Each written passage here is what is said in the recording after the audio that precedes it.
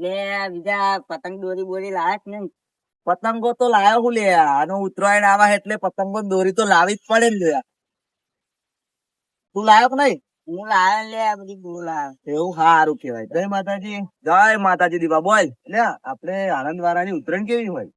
દીપા આનંદ વાળાની ઉત્તરાયણ તો હે ને એકદમ મોજ અને જોરદાર જ હોય. મોજ તો પતંગ જો આપણી કપાય કે હોમે વાળી પાર્ટી ની કપાય, બૂમો તો બેવ બાજુ વાળા પાડે. અને એમાં જો વાત કરીએ ને દીપા, તો આખું આનંદ વાળા ઓહડા લઈને પતંગો લૂંટે અને બોરસદ વાળા બરાબર ની બૂમો પાડે લે.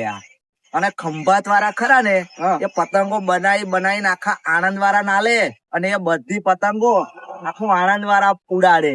ખંભાત ની પતંગો બધે વપરાય જ ને દીપા. અને સોજિત્રા વાળા ખરા ને એ ડીજે સાઉન્ડ ઉપર સોંગ વગાડે.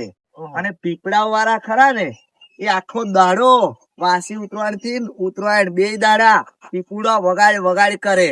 અને એમાં પાછા આપડા વાલોડ વાળા તો છે ને હોજ પડી જાય ને તોય રાતે ગુબ્બારા ઉડાડે.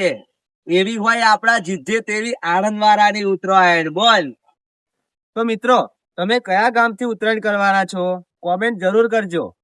જય માતાજી. જય માતાજી.